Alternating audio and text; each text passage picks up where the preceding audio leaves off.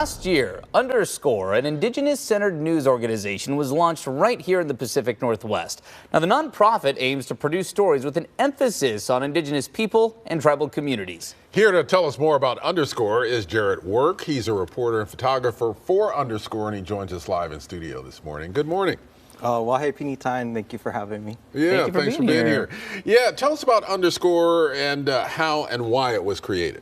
Yeah, so Underscore was created a few years ago as a nonprofit digital newsroom, and we just wanted to really help cover the indigenous communities of the Pacific Northwest, and that can be anywhere from the good stories like land back stories, or it could be harder stories like holding teachers accountable for Title IX and other things of that sort. So it's been a really great opportunity to be here. I've been here for almost a year and a half, and I've been loving it every step of the way. Oh, that's great. Why was there a need for this? Why focus on this group of people when it comes to your stories and your work? Yeah, indigenous people for so long have had other people telling our own stories. So as an indigenous reporter, it's really great to be able to accurately and report on my own community in a nuanced way, in ways that I haven't seen done, and being able to play a part in that has been awesome. Yeah. You say you've been here about a year. Any favorite stories that you've covered up to this point?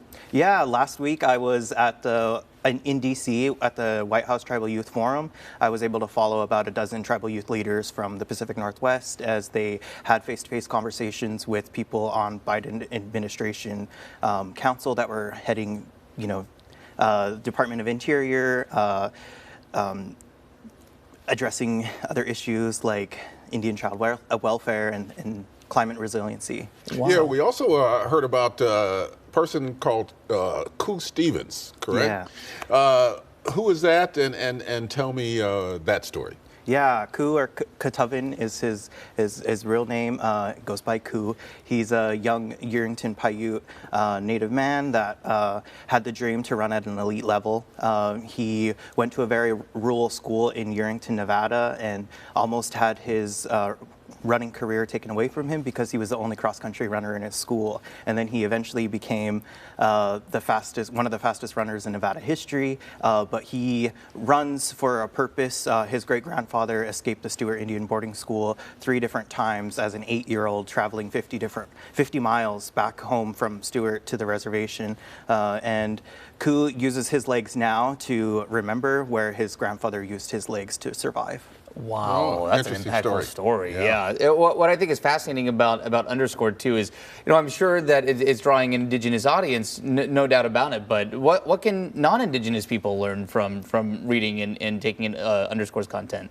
Yeah, I think a lot of the things that non-native readers could take away from a lot of our stories is that we're trying to do things in a nuanced way, right? We're trying to stay away from stereotypes. The Indigenous Journalists Association has a bingo card to really check yourself in your biases in your reporting, and at Underscore having native reporters like myself and Nika Bartu-Smith and Jessa Beta on our audience engagement side, it's good to have people from the community to be able to really address those issues that have been done in the past. And briefly, before we have to go, just curious, what's your indigenous heritage? I am Aani and Nakota, or White Clay, and from the Fort Belknap Indian community in northeastern Montana. Wow. Montana. Well, Jarrett, it's been great to talk to you. Congratulations on the success with Underscore, and glad that it's taken off so well. That's really, really great. Yeah, appreciate you being here. Thank you for having me. Of course. And again, if you'd like to learn more about Underscore, you can go to the link on our website. That's coin.com. We have that information for you right there. Well, what makes a family